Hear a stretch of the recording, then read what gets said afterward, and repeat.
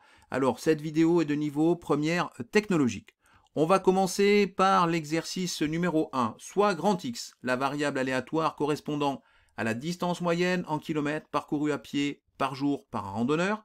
On a ici un tableau qui correspond en fait à la loi de probabilité de la variable aléatoire grand X. En effet, la première ligne de ce tableau correspond aux différentes valeurs de ma variable aléatoire, 2 km, 6 km, 8 km, 10 km.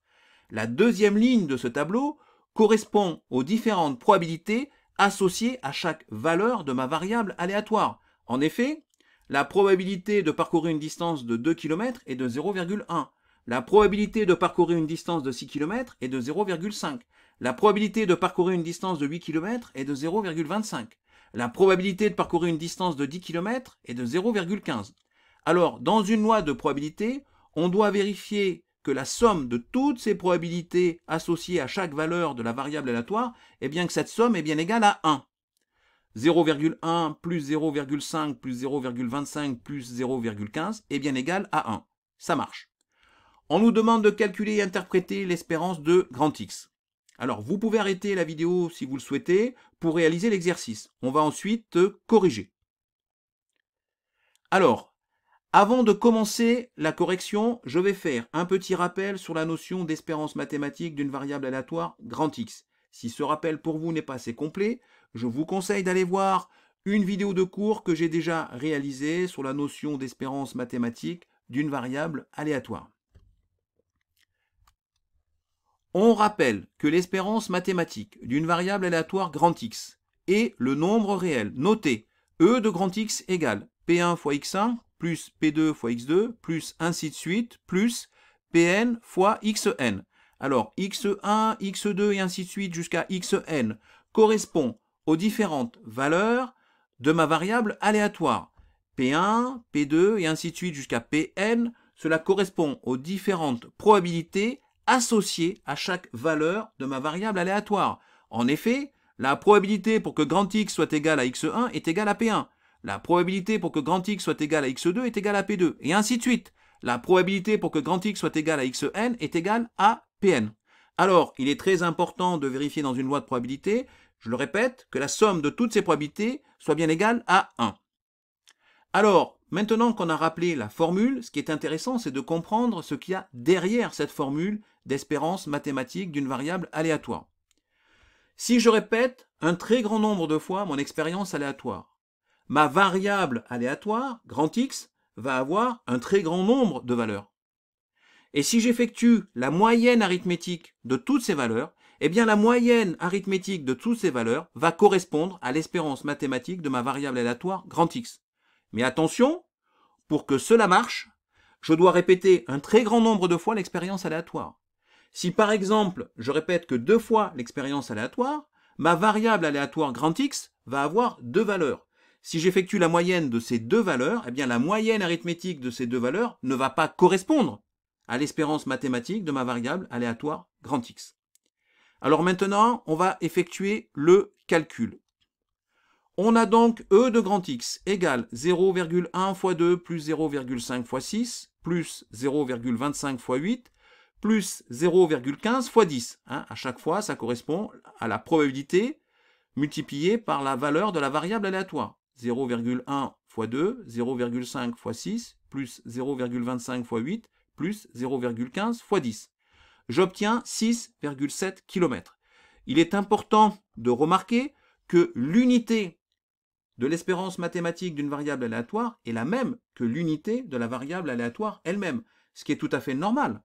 Puisque, je le répète, l'espérance mathématique d'une variable aléatoire grand X correspond à la moyenne arithmétique des différentes valeurs de la variable aléatoire grand X à partir du moment que j'ai répété un très grand nombre de fois l'expérience, mais comme c'est une moyenne arithmétique, il est normal que l'unité soit la même que celle de la variable aléatoire elle-même. C'est tout à fait normal. mais il est important de le noter. On va passer maintenant à l'interprétation de ce nombre.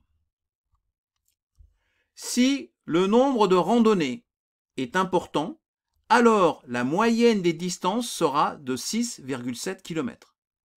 Donc, si le nombre de randonnées est important, alors la moyenne des distances sera de 6,7 km. Voilà ce que l'on peut dire de ce calcul. On va maintenant passer à l'exercice numéro 2, soit grand X la variable aléatoire correspondant au calibre des pommes d'un verger dont les 100 arbres sont répartis selon le graphique ci-contre. Calculer et interpréter l'espérance de grand X. Donc on a 40 arbres avec des pommes de calibre 1, on a 25 arbres avec des pommes de calibre 2, on a 16 arbres avec des pommes de calibre 3 et on a 19 arbres avec des pommes de calibre 4. Alors, on a au total 100 arbres. 19 plus 16 plus 25 plus 40, ça fait bien 100. La variable aléatoire grand X correspond au calibre des pommes. C'est-à-dire que la variable aléatoire grand X peut avoir comme valeur 1, 2, 3 et 4. À l'aide du graphique, on peut déterminer la loi de probabilité. En effet, la probabilité pour que grand X soit égal à 1 est de 40 divisé par 100. Concrètement, la probabilité de tomber sur une pomme de calibre 1 est de 40%, c'est-à-dire 0,4. La probabilité pour que grand X soit égal à 2 est de 25%, 0,25. La probabilité en fait de tomber sur une pomme de calibre 2 est de 25%. La probabilité pour que grand X soit égal à 3 est de 16%. 0,16. La probabilité de tomber sur une pomme de calibre 3 est de 16%. La probabilité pour que grand X soit égal à 4 est de 19%, c'est-à-dire 0,19. La probabilité de tomber sur une pomme de calibre 4 est de 19%, c'est-à-dire 0,19. On vérifie que la somme de toutes ces probabilités, 40% plus 25% plus 16% plus 19%, est bien égale à 100%, c'est-à-dire à 1. On va maintenant effectuer le calcul.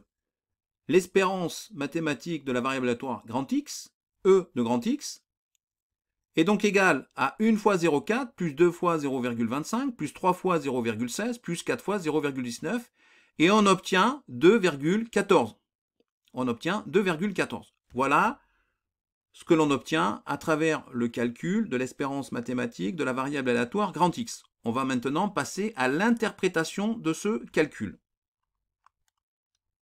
Si on ramasse un grand nombre de pommes, on aura en moyenne un calibre de 2,14. C'est-à-dire que si on ramasse un grand nombre de pommes et que j'effectue la moyenne des calibres de mes différentes pommes, je vais obtenir 2,14. Voilà ce que signifie ce calcul. On va maintenant passer à l'exercice numéro 3. On lance un dé équilibré à 6 faces numérotées de 1 à 6, soit grand X, la variable aléatoire correspondant au triple du résultat du dé. Déterminer la loi de probabilité de la variable aléatoire grand X, premièrement. Deuxièmement, calculer l'espérance de grand X. On en déduit la loi de probabilité suivante. J'ai ici mon tableau avec comme première ligne toutes les valeurs possibles de ma variable aléatoire. On a dit que la variable aléatoire grand X correspond au triple du résultat du dé. Donc si le résultat du dé est 1, 3 fois 1, ça fait 3.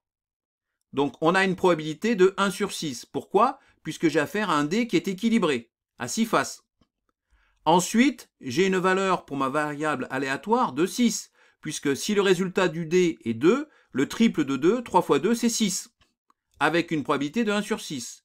Et ainsi de suite. Je vais avoir 3 fois 3, puisque lorsque le dé va me présenter la face avec le 3, eh bien, la variable aléatoire aura comme valeur 3 fois 3, c'est-à-dire le triple, 9, avec une probabilité de 1 sur 6. La valeur 3 fois 4 de ma variable aléatoire, c'est-à-dire 12, avec une probabilité de 1 sur 6. La valeur 3 fois 5, c'est-à-dire 15 de ma variable aléatoire, va avoir une probabilité de 1 sur 6. Et enfin, la valeur de ma variable aléatoire qui sera de 3 fois 6, le triple de 6, c'est-à-dire 18, aura une probabilité de 1 sur 6, à chaque fois, on a la même probabilité, puisque je le rappelle, que notre dé est à 6 faces et qu'il est équilibré. Donc, si l'on effectue le calcul, voilà ce que l'on obtient. Là, c'est la deuxième question. E de grand X égale 3 fois 1 sixième, plus 6 fois 1 sixième, plus 9 fois 1 sixième, plus 12 fois 1 sixième, plus 15 fois 1 sixième, plus 18 fois, 1 sixième. On obtient au final 10,5. Voilà la valeur, le calcul de l'espérance mathématique de la variable aléatoire grand X. Alors, même si ce n'est pas demandé dans l'exercice, on va faire l'interprétation de ce calcul. Si l'on répète un grand nombre de fois l'expérience aléatoire, la valeur moyenne de la variable aléatoire sera de 10,5. Voilà l'interprétation de ce calcul. On va maintenant passer à l'exercice numéro 4. On lance une pièce de monnaie équilibrée. On gagne 1 euro si elle retombe côté face. Quel gain doit-on attribuer au côté pile afin que l'espérance du gain soit nulle? Alors ici, dans cet exercice, la variable aléatoire n'est pas clairement donnée. Il faut la trouver. Alors comme on nous dit de calculer l'espérance pour que l'espérance du gain soit nulle, c'est-à-dire quel gain doit-on attribuer au côté pile afin que l'espérance du gain soit nulle, ça veut bien dire que notre variable aléatoire va correspondre, les valeurs de la variable aléatoire va correspondre au gain. Soit grand X, la variable aléatoire qui correspond au gain. On en déduit la loi de probabilité suivante. On a ici dans notre tableau la première ligne qui correspond aux différentes valeurs de ma variable aléatoire. Alors on sait ici que lorsque l'on tombe sur face, eh bien le gain est de 1 euro avec une probabilité de 1 sur 2 puisque la pièce de monnaie est équilibrée. Lorsque le gain est inconnu, on va l'appeler A, on ne le connaît pas encore, c'est ce qu'on nous demande de calculer. Le gain ici est inconnu lorsqu'on va tomber sur la face pile, avec par contre une probabilité de 1,5, puisque notre pièce de monnaie est équilibrée. Je vais maintenant effectuer le calcul de mon espérance mathématique de ma variable aléatoire. E de grand X est donc égal à 1,5 fois 1 plus A fois 1,5 qui est égal à 0, puisque il faut que l'espérance du gain soit nulle. Je rappelle que pour qu'un jeu soit équitable, il faut que l'espérance mathématique de la variable aléatoire associée à ce jeu, associée au gain de ce jeu, il faut que cette espérance mathématique soit nulle. Et à partir de ce moment-là, on considère que le jeu est équitable. Donc lorsque je fais mon calcul, j'arrive à A fois 1,5 qui est égal à moins 1,5. J'ai fait passer 1,5 dans le membre de droite, il est devenu moins 1,5. Donc A fois 1,5 égale moins 1,5, c'est équivalent à écrire que A est égal à moins 1. On doit attribuer au côté pile une perte de 1 euro pour que l'espérance du gain soit nulle. Un gain négatif, une perte de 1 euro. Comment peut-on interpréter ça? Eh bien, on peut imaginer que pour participer à ce jeu, par exemple, on doit payer 1 euro. On doit payer 1 euro pour participer à ce jeu, pour acheter, entre guillemets, un ticket. Et que lorsque tu tombes sur le côté face, tu gagnes 2 euros. Mais avec le prix du billet, ça te fait un gain de 1. Donc automatiquement, on peut considérer que si tu tombes sur pile, tu ne gagnes rien. Et comme tu as payé ton billet de 1 euro, ça te fait une perte de 1 euro. Donc un gain négatif. Voilà comment on peut l'interpréter.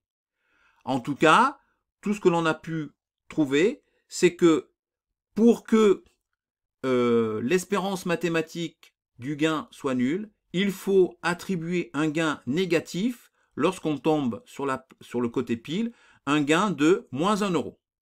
Voilà ce qu'on a trouvé avec notre calcul. Et bien voilà, c'est la fin de cette vidéo. J'espère qu'elle vous a permis d'un peu mieux comprendre la notion d'espérance mathématique d'une variable aléatoire.